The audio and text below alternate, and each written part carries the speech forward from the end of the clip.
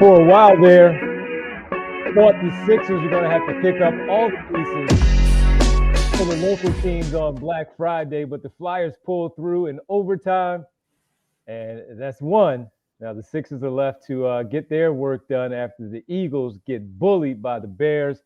Welcome to the PHLY Sixers pregame show presented by Bet365. Download the Bet365 app. Use code PHLY365 when you sign up. Whatever the moment's never ordinary. Act Bet365 along with Kyle and Derek. I'm Devon. Tyler in for Bree today.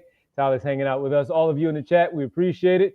First, off the top, we got to tell everybody, though, about our big Black Friday sale going on right now. 30 to 90% off currently at the store.allcitynetwork.com for you to take advantage of this great sale that we have going on where you can represent your team, represent your city, represent us. I have on our team hoodie right now. Derek has the PHLY hat on currently, and Kyle's like me the other day where I just did not have any swag on at that point. But it's okay because people have to do laundry at some point, Devon. Absolutely. So make sure you head to store.allcitynetwork.com. Take advantage of our Diehards sale. No longer everybody gets an opportunity at this site-wide right now. Once again, store.allcitynetwork.com to get your merchandise right now. Keep running through it. Look at that. The Philly collection got it all for you. The Spectrum. You got the mix of the mascots, the pretzel, Iverson step over, and of course the famed Iverson team, that 2001 throwback shirt, the PHLY in that font right there. All right, we got to talk about some Sixers game tonight after Thanksgiving, taking on the Brooklyn Nets.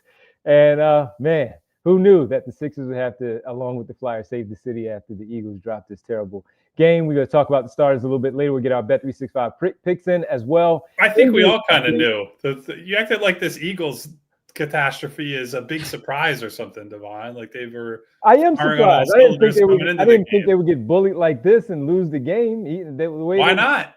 Because the Eagles find a way to win the game. Do they? Yeah, they do. Last week they lost the game after leading by 21. That was their first loss in a long time. That's why I thought they would win this one at home and get back on the winning side of things and still have to correct some problems. But yeah, I am surprised that they lost, especially in the manner in which they did. But let's talk about the boys today. The Sixers getting some. Can you just get a win in the Sixers? Can you go against the 3-win Brooklyn Nets and get a win? Kyle started off, man. I mean, this is one that we look at where we'll get to the injuries, and of course we can talk about Joel right here to start things off. But yes, they just simply need to get a win against this 3-win team. They've lost the Sixers 2 in a row, an opportunity against a bad team to get back on the winning side of things. Yeah, and if you can believe it, they're actually getting reinforcements for this game. Now, a Dembona, let's go! One of those reinforcements, as Derek says, is a Dembona. So whether you're actually excited about that is up to you. There will be people who were in a coma for the last month and a half and didn't watch them play with a Dembona on the floor who are probably really fired up right now. I think the more meaningful reinforcement is obviously Paul George. I think the fact that he only missed the one game with the ankle sprain that they didn't disclose, and then he went from probable to out, and then they made it seem very ominous, like, oh, I can't comment on that yet. We don't know what the future is going to hold, and then he's back in one game. That is at least a pleasant surprise. But yeah, baseline, you have to win this game. I understand that. I think if you just look at the records, you would expect a team with Tyrese Maxey and Paul George available to win this game pretty handily. I would caution against thinking this Sixers group can win anything handily with the absences that they have right now. No VJ Edgecombe, no Kelly Oubre, no Joel Embiid. I would probably lean heavier on the Edgecombe and Oubre part of that equation because playing without Joel has been a constant this year. But don't take this win and this team for granted. The Nets have a few wins. They are capable of getting one if you allow them to. It's Black Friday. It's the day after the holiday. So weird things can happen. Maybe you ate too much. Maybe you drank too much. Maybe you didn't sleep enough. Tryptophan didn't hit you. You're having a good time. Just go there. Take care of business. get at least one win in the NBA Cup, because going winless in the Cup would really upset some of our more regular diehard listeners. But yeah, the general theme here is take care of business, because if you lose this one, boy, are people going to start spiraling. Well, Kyle, on your list of stuff there, I hit the trifecta of why I am dragging the day after Thanksgiving. No, Philadelphia sports is down real bad if you can't take a win over the 3-win Brooklyn Nets for granted. Like, this team stinks, and you should be able to beat them. I think they're 24th in offense and like 28th or 29th in defense. There's no balance to their roster. There's nothing they do particularly well. But the Sixers, as Kyle pointed out yesterday, don't exactly have a whole lot of stuff that they can rest on either. Like, they're pretty much mid-pack in just about every regard. But this, like I said, this is a team in Brooklyn that is worse than mid-pack. Look, I'm really interested to see what Paul has.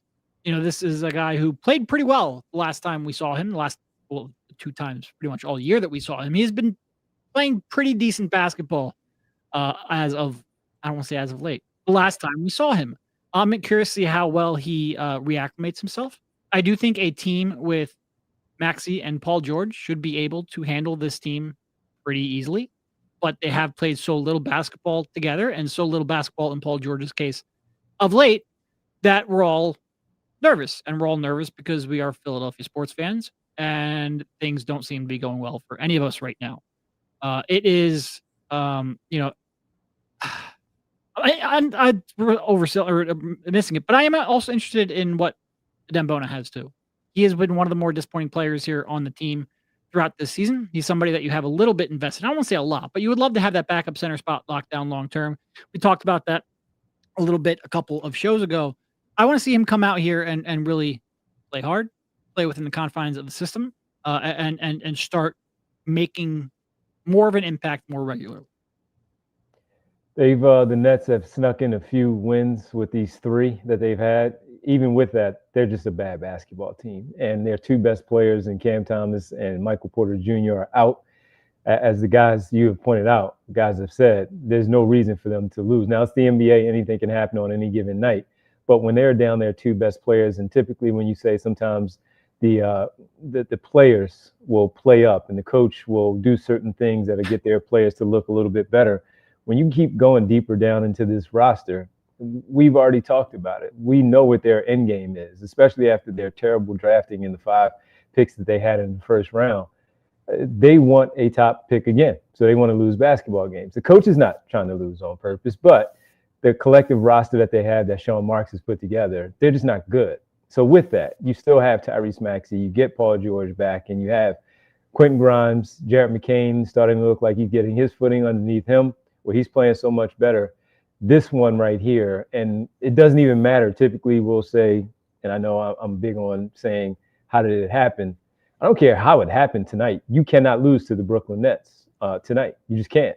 And especially coming off these 2 games that they have lost, getting blown out the way that they did by 144-103, you have to win this basketball game against this. So when we always say the get right game and all of that, this is what you call a get right game. After losing a close one in the first loss and then losing the way in which you did to the Orlando Magic on Wednesday, this is one where we don't know what it's going to do later on, but you need a W.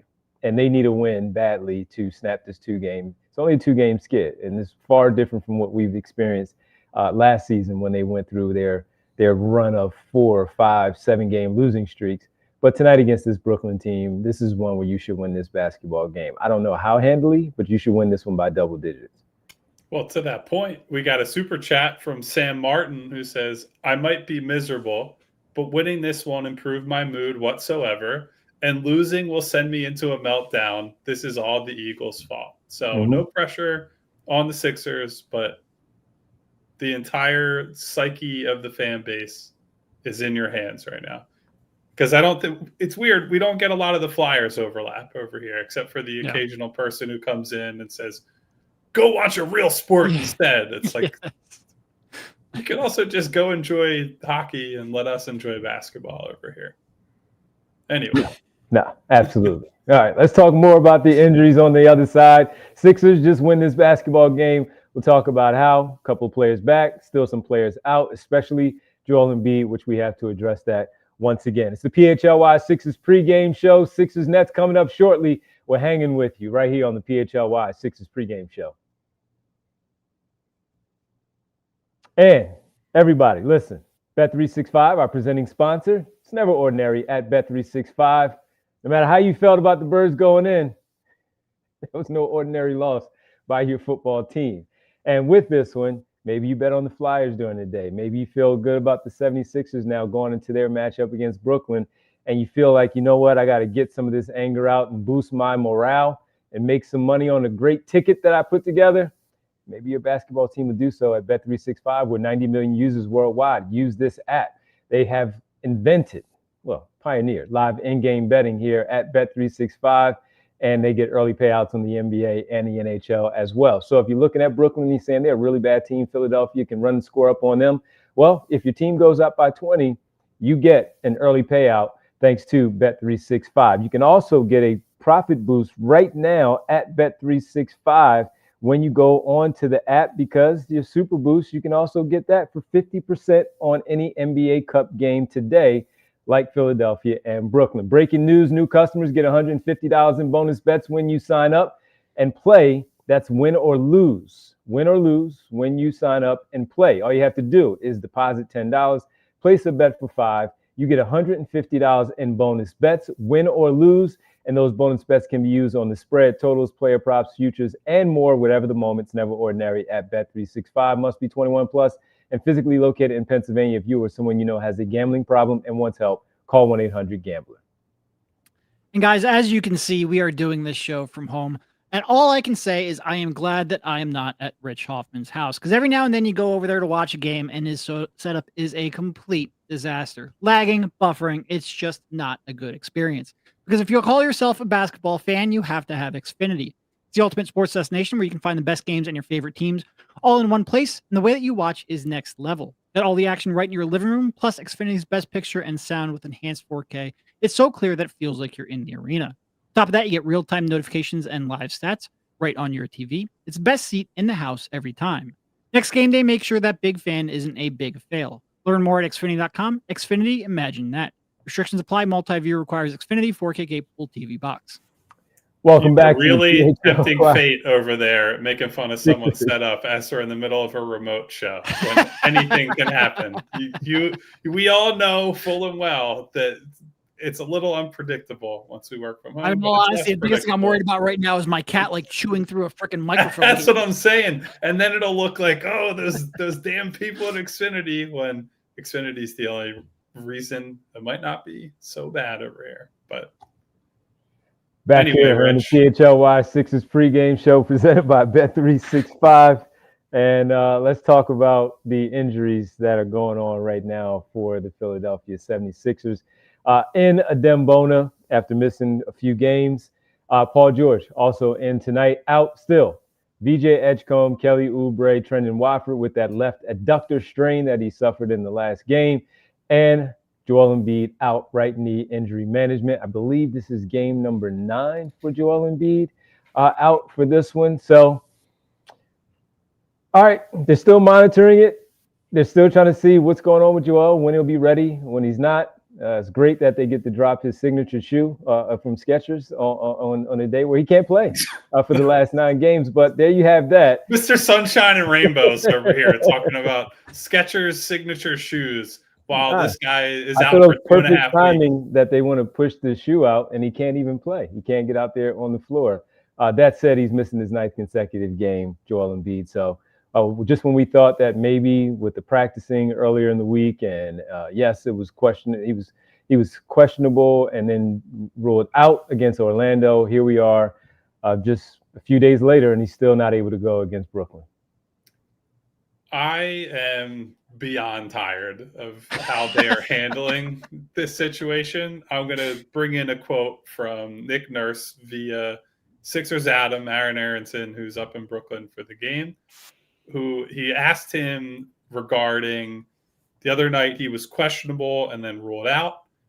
Tonight he was out yesterday, out today. There's been no change. He's been out all along.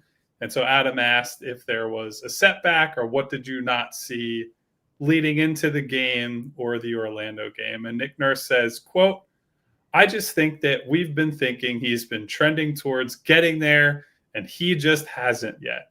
They just haven't cleared him to go. That's all it is. Pretty much the same thing I keep telling you. He just isn't there yet. Where is there? Someone define where getting there is or what it should be, because what they have communicated is this is soreness. So that means he's just continuing to be sore. This man has been too sore to play basketball for 2.5 weeks.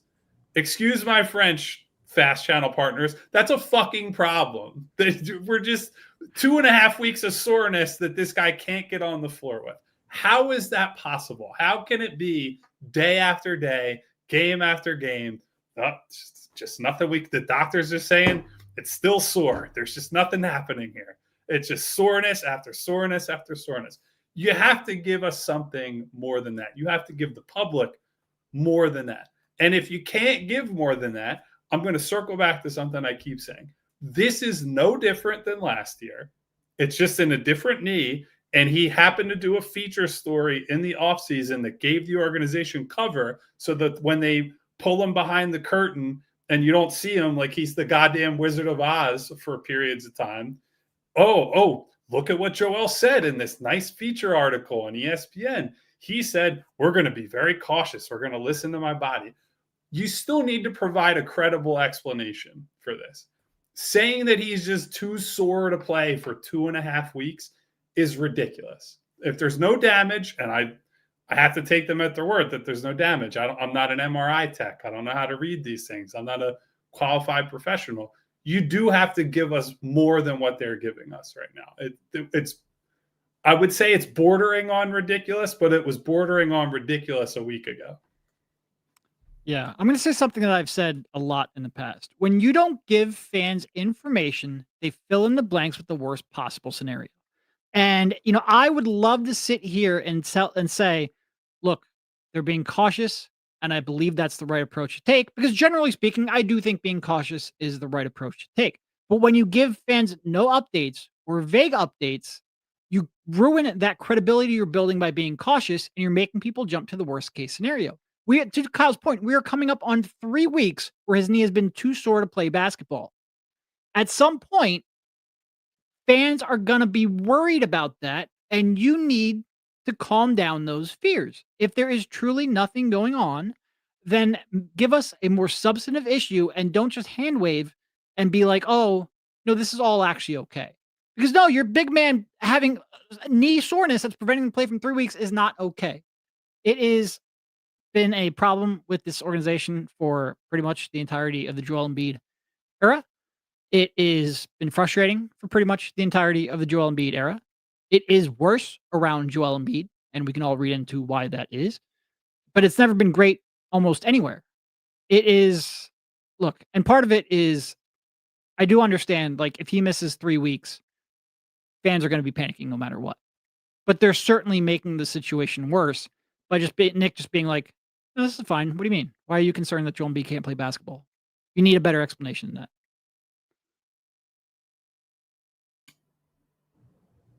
At least in VJ Edgecombe's case, that's the one where I can point to it's a discrete issue.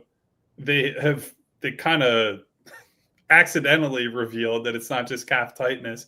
Nick Nurse said it was a calf strain in a press conference earlier this week. At least that's one where we could say that is a discernible injury. That's a discernible problem. And we all understand the association with Achilles stuff, that the league is looking at that in light of Halliburton, Kevin Durant, et cetera, who progressed from calf injuries, maybe came back too soon and then tore their Achilles. You're cautious with that. Also, maybe you should have been cautious with the rookie who's never played this many minutes before weeks ago, and maybe you don't end up in that spot. And maybe your head coach and your front office and everybody in the organization can say, hey, maybe it's not a great idea that your number 3 overall pick, who's a core piece of your future, is getting run into the ground in the first 3 weeks to a month of his professional career. So anyway, the messaging's been bad. The way that they have responded to lack of availability for guys has been bad, and it's been a collective failure. And whenever Joel comes back, I'm interested to see what he's going to say, because if he defaults to something like, I wanted to play, but the medical staff's not letting me, then we come back to the same circular nonsense that we've dealt with for at least the last year plus, but probably longer as it pertains to Joel. Treat people on the outside, fans, media, whoever it is, as if they have a modicum of intelligence and self-respect, because they deserve that. That's the last thing I have to say on it. Yeah. And look, I truly think like there's probably no way for them to handle this Joel Embiid situation that's not going to ultimately leave fans frustrating, because he's not going to be on the floor for a lot, and that's going to frustrate a lot of fans. But I certainly think they're making things worse with the way that they just don't give any information at all. No, it's not good. And with them not over the last few games now, losing these more basketball games than winning, and him not being out there, seeing the frustration of having one center and Andre Drummond, and then you're forced to play Walker and Barlow at the 5, getting destroyed, where it's just a turnstile going to the basket, while they're holding their own at some point on the boards. Just to continue to be shorthanded and undermanned is frustrating, especially when arguably your best player is not on the floor, where Tyrese Maxey has now basically turned himself into that. But Joel Embiid, last time we saw him, he put 29 points up very efficiently against the Toronto Raptors in a win that they had, a team that just beat them. And they've had some winnable games. Maybe he would have helped, maybe not. But at least we can evaluate it based on what he was doing on the floor. And right now, as you guys said, the messages just has not been great. But this has been the case for many years, as we know, dealing with it. And it just continues to build up and pile on top of the other crap that has been there before, and just continue to be a pile of crap when you have to look at it this way. So who knows when he's going to be back. And Kyle, to your point, when he comes back, I can't wait to hear what he has to say about what was ultimately keeping him out, and saying what he does say. And that should be very interesting, though, just because of that. But I mean, look, you got Paul George back tonight. Let's see what happens. And maybe he'll be out on Monday on Sunday, when they play the Atlanta Hawks at home. And then we can talk about another guy missing another game. And how did this happen? Was it an ankle injury that's still keeping him out? So yeah, just really frustrating, especially when they've dropped to 9-8 after a 5-1 start in the way that they have, and you still dealing with the same injury stuff. It's no longer where you have the cushion of these games being won, building and stacking those wins. Now you need to pick up some more wins, because you are in this tight Eastern Conference where things are. And if you are believing that you can make the playoffs because of that very point, you need your roster, your complement of roster. Kelly Oubre's injury is a real injury. Not to say that Joel Embiid is not. I'm not saying that. I mean, Kelly Oubre simply cannot play right now. Trendon Watford just went down. He cannot play right now. It would be very helpful if they were able to have their 3 stars out there once again, in which they have not played one game together this season of the 17 so far this campaign. Not one of the trio being out there on the floor, and that is comical. Yes. Yeah, it's not good.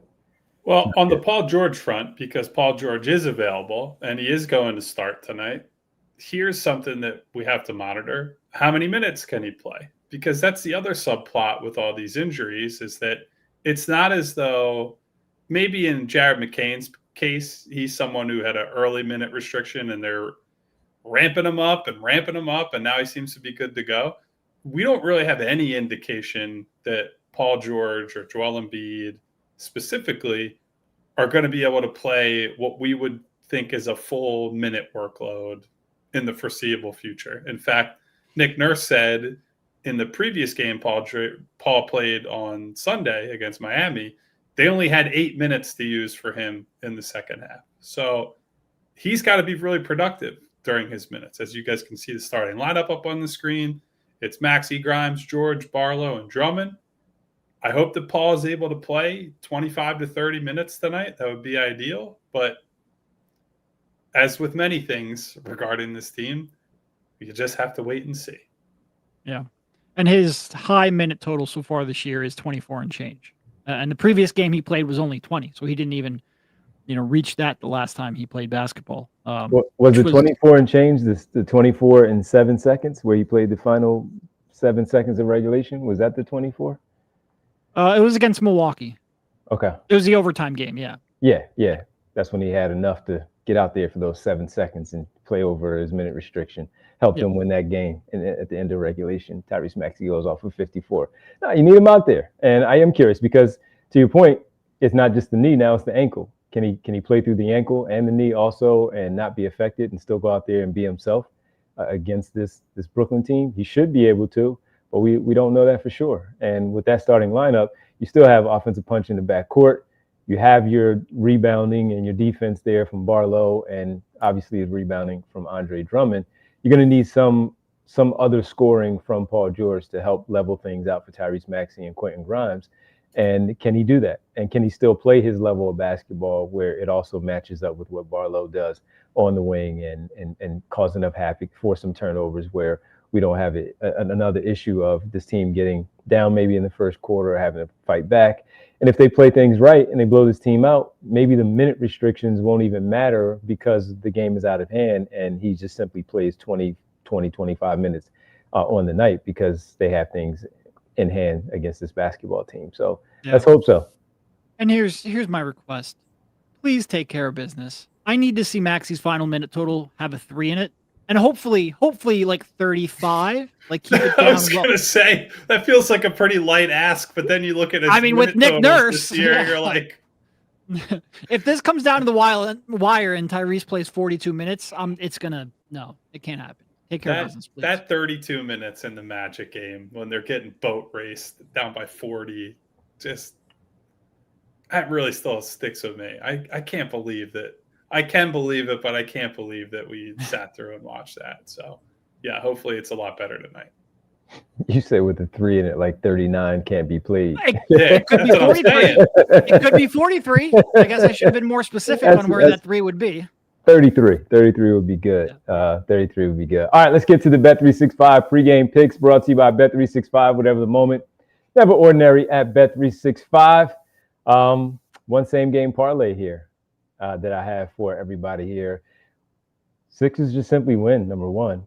And I got 3-leg same game parlay. Jared McCain getting his legs underneath him, 12.5 points over, and over 1.5 threes made for Jared McCain coming off the bench, and the Sixers win this one. That's a plus 175. You can take advantage of that right now at Bet365, where you can also get a super profit boost at 50% at Bet365 right now. Make sure you sign up using our code PHLY365 when you do. And if you're a new customer, you get $150 in bonus bets when you sign up by placing a $10 bet, depositing $10, placing a $5 bet, and you get $150 win or lose when you sign up at Bet365. Whatever the moment, it's never ordinary at Bet365. So look for Jared McCain to have a pretty good night off the bench with also Justin Edwards coming off the bench now with Dembona returning. And then you have Jabari Walker as well. So you got a 9-man rotation right there where you should be able to win this basketball game against the Brooklyn Nets. Jared McCain, Tyrese Maxey, Paul George, Quentin Grimes some nights. There you go. 4 of the 9. Yeah. And Andre Drummond in his corner 3. Oh, Jesus. Don't count him out. Don't Don't give him more encouragement. I don't need to.